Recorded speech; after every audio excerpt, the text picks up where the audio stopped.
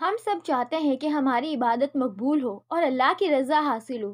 قرآن اور سنت ہمیں ہر وقت کی نماز کے بعد کی تلاوت اور اذکار کے بارے میں بہت کچھ سمجھاتے ہیں۔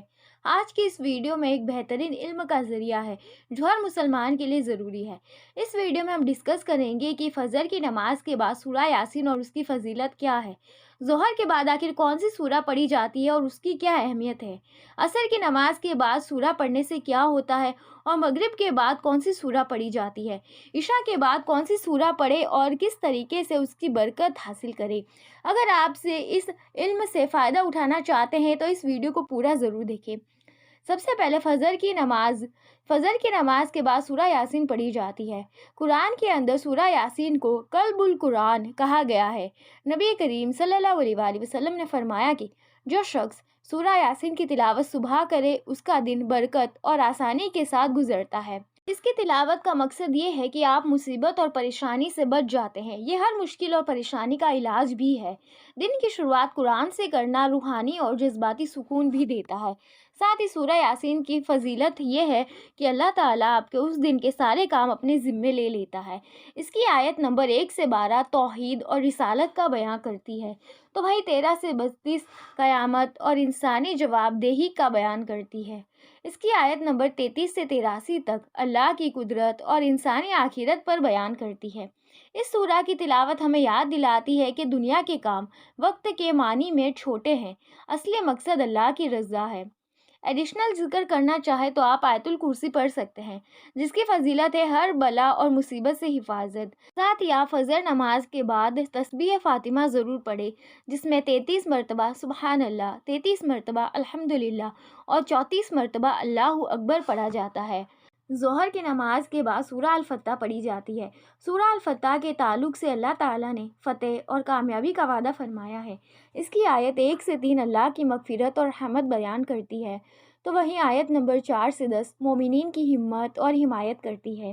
آیت نمبر 11 سے 29 فتح مکہ یعنی مکہ پر فتح کا بیان اور نبی کریم کی شان بیان کرتی ہے۔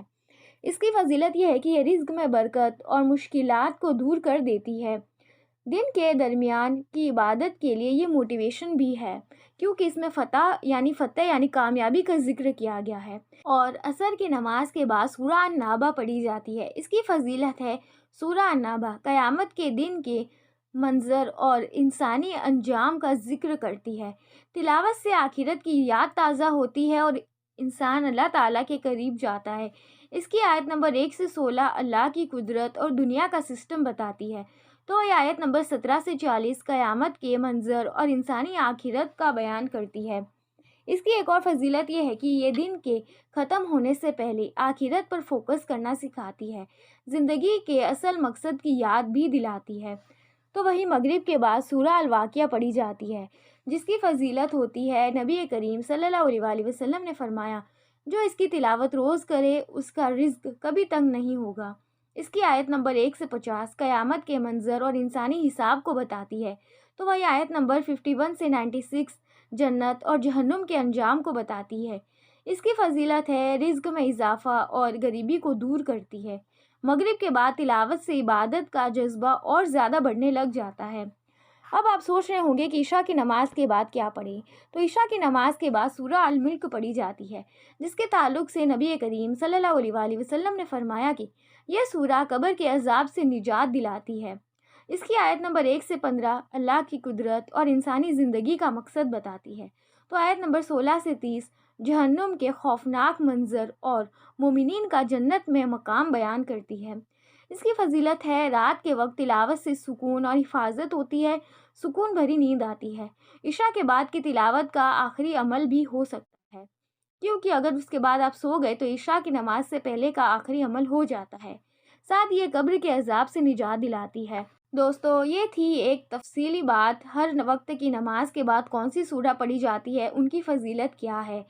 ان سورہ کو اپنی زندگی کا حصہ ضرور بنائیں اور اپنی عبادت کو اور بہترین بنائیں۔